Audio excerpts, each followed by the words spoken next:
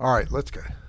I planned on doing this tutorial about a week or so ago and got behind because we had Hurricane Florence come through. I finally just decided, all right, let's go. We're going to do it. So this is going to be a start to finish image processing tutorial. This is going to be my workflow. So keep in mind that it may not work for you, but I do hope that you can get something out of it that you can use for your own process. I shot these images with a Nikon D750 and a Sigma Art 20mm f1.4 at the Yaupon Pier on Oak Island, North Carolina. I shot them with an ISO of 1250 at a shutter of 15 seconds and an f-stop of 2.0. I shot them with a white balance of daylight. I shoot everything in daylight, and then once I bring it into Lightroom, since I'm shooting in RAW, I go ahead and adjust the white balance then. I'm a little bit worried about the pier up here at Oak Island. It was damaged during Matthew, so I'm really hoping that Florence didn't finish it off, because it's a really neat looking pier, and it's facing south, so it's great to shoot for this time of year, late season. Once the images are imported into Lightroom, I start working through them, looking for the ones that I want to work with. I was shooting in groups of 9, so I will have groups of 9 I'll actually have groups of 10 to look at. My first shot's a throwaway. I use it to check composition, exposures, focus, all that kind of stuff, but I almost never use it in the stack because there's a slight time difference in the time that it may take me up to a couple of minutes to check everything and make sure that it's what I want. I start working with the first image of the group in the develop module. First thing I usually want to do is to make sure that I've applied lens correction either here or at the beginning. Next, I'll set the white balance. I tend to shoot daylight balance, like I said, and everything. So I'll usually swap over to auto and see what Lightroom recommends, and then maybe I'll adjust from there. That's a little bit blue, so yeah, I like the way that looks.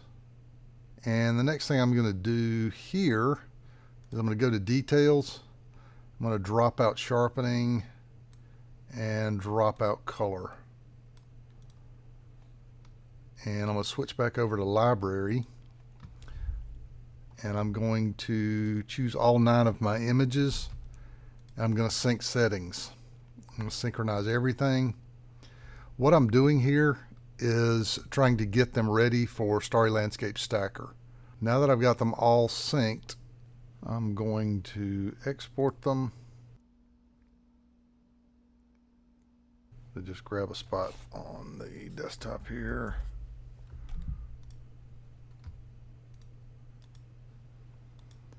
We're going to put them in a subfolder.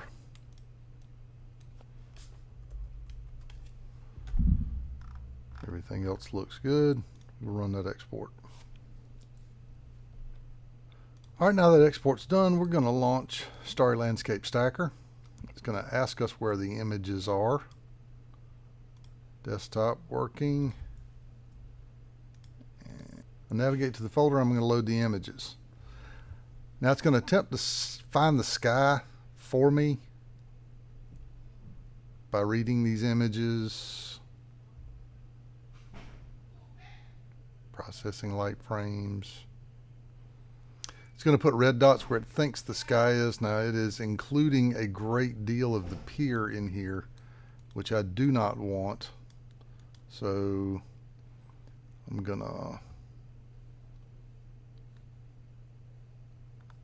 to use this erase red dots here to fine tune it. Because there was so much light on the pier, it fooled it into thinking that there were actually points of light there. So we're going to clean that up a bit.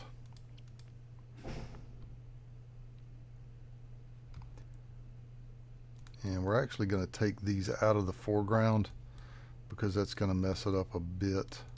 You just want it in your sky, and if you want to go ahead and add a couple more, it looks like it got it pretty good. Next we're going to click Find Sky. It's going to compute the mask, and it looks like it did a pretty good job. There are a couple of little spots in here that I don't like. I'm going to let that stay out here. Whoops. We can go back the other way with that. I like what it's done. Now we're going to align and save. What it's going to do is align all 9 of the images and line up the stars and then run a median filter, so it basically does a massive amount of noise reduction for you. That gives you a nice clean image. The next thing I'm going to do is save this image. It'll save as a TIFF file. Save it back into the folder that I'm working with. And once it's done, we can close Starry Landscape Stacker. Now that we're done with Starry Landscape Stacker, I'm going to go back over to Lightroom and I'm going to synchronize this folder.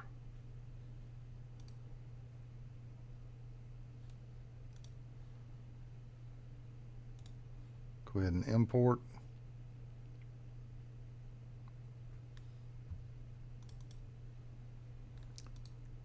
And we can go back to the develop module with a very clean, you can actually see the stars are pretty crisp on this one. So now we have a very clean image that we're going to work with. All right, once we're back in Lightroom in the develop module, first thing I like to do is kind of set my crop. And I'll usually go, with a shot like this, I'm going to go for 11 by 14 because that's probably about the majority of the printing that I'm going to do of this shot. Going to adjust it here a little bit. And I like the stars, but I also want to get, yeah. Now since I've already set the white balance, I'm not going to mess with that. I know it says I shot, but that's just what the image is. First thing I'm going to do from here is I'm going to adjust the highlights. We're going to drop those highlights out quite a bit, actually, because we're still in a light polluted area, even though this is a fairly dark residential beach. By dropping this out, I can clear up a bit of the light pollution and the haze, and it'll sharpen up the pier just a little bit.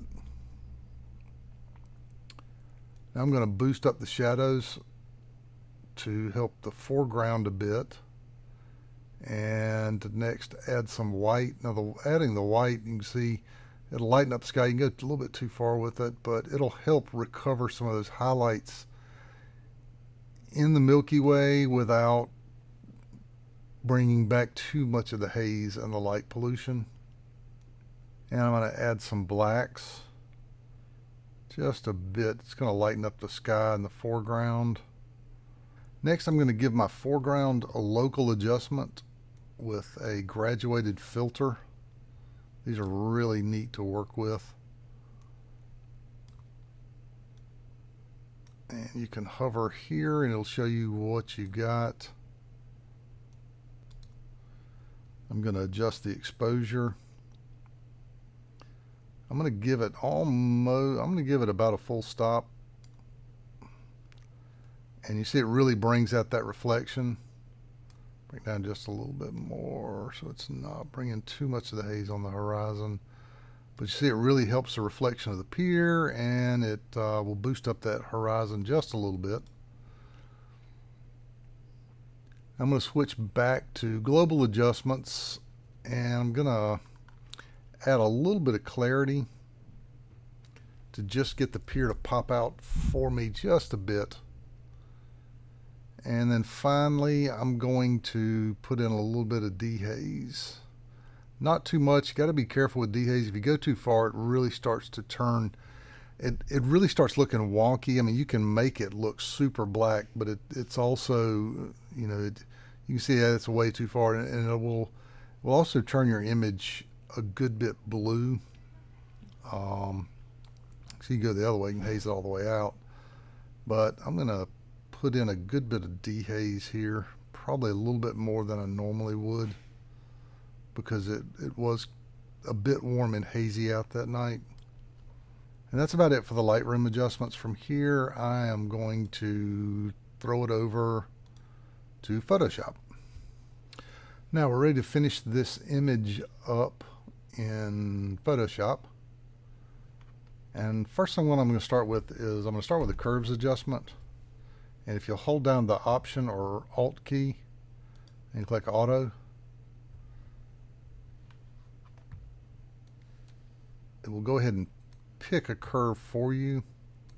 And from there you're able to find something that you like. That's not good. That's okay. That's not good at all. And I think I can live with that. Let's go with that. The next tool I'm going to use is the NIK Collection Color Effects Pro Contrast Filter. Now the NIK Collection was developed by Google, but it's been discontinued. It has since been acquired by DxO, and I'll include a link in the description. I am still using one of the older versions. I have not upgraded to the DxO version yet. So, of course, mine's not supported right now, but I don't think they've made any changes. As soon as they start making changes, I'll go ahead and upgrade that. Once you launch this Pro Contrast filter, now with this Pro Contrast filter, it starts out all zeroed out, so this is essentially the exact same image that you've got. And I'm going to be able to play around with the contrast just a little bit. I want to lighten this image up overall, so I'm going to add in a little bit of dynamic contrast, not much because it starts to look odd. And I don't think I need much in the way of correct contrast, just a little bit. And you can also use color cast, but I think that's making it a little bit too blue. I like a warmer image, so I'm going to leave that. And you can see that's created another layer there. This is what we started with. We've lightened it up with that. Lighten it up even a little bit more. Now I know I'm using an image that should be relatively low noise from the Starry Landscape stacker, but I'm going to try to clean the sky up just a little bit more with a Photoshop action. This one's from PhotographingSpace.com. It's called Clara Sky, and I'll also leave a link for that in the description. I'll usually run the entire action. It's got 5 different levels, so you can take a look and see which one may or may not work best for you. You can see how much that cleans the image up, but it may be just a little bit too much. Goes from the most all the way down. I kind of like 4, so I'm actually going to go in and drop out the other layers that I'm not interested in, and we'll go with that one. And the really neat thing about this is that if you decide that maybe it's not, you don't want it quite as much, you're able to go in and apply a layer mask to it.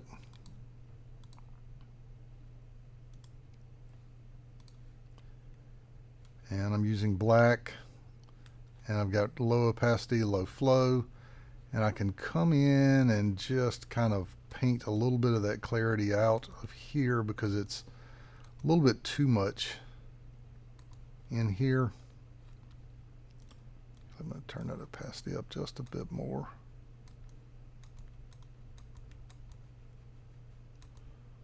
Just a little bit too much. I want it in the sky, but I don't quite want as much of it in here.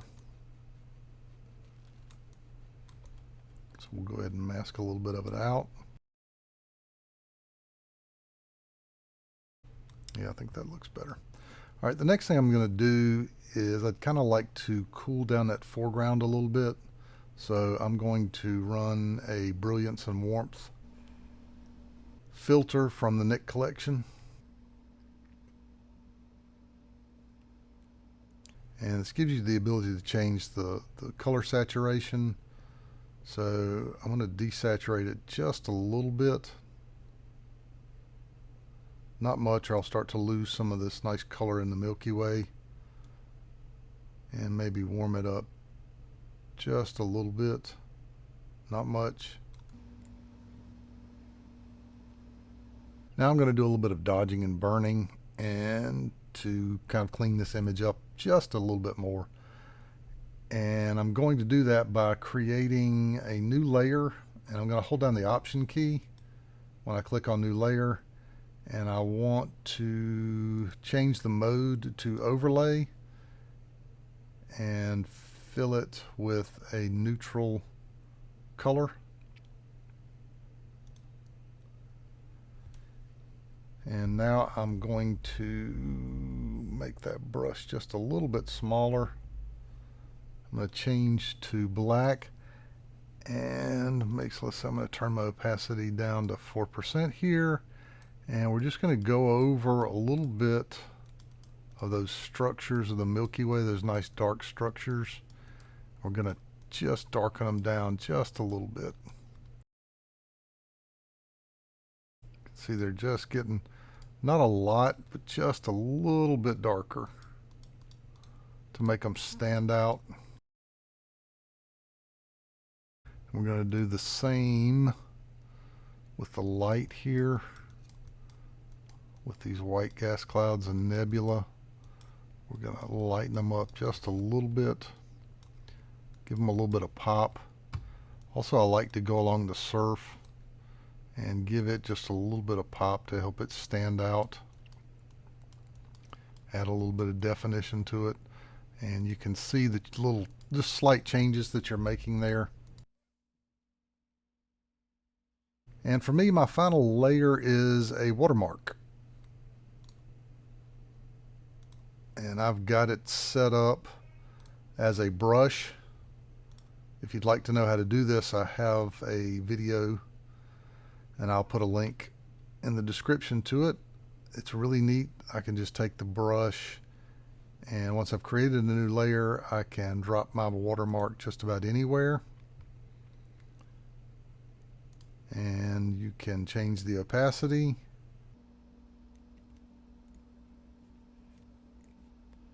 And once I've gotten the image finished to this, now the last thing that I will do is I will export for social media.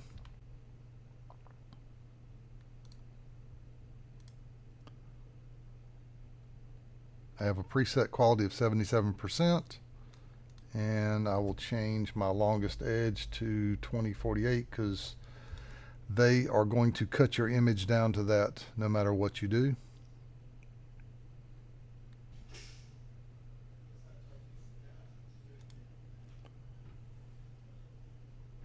And I save it out.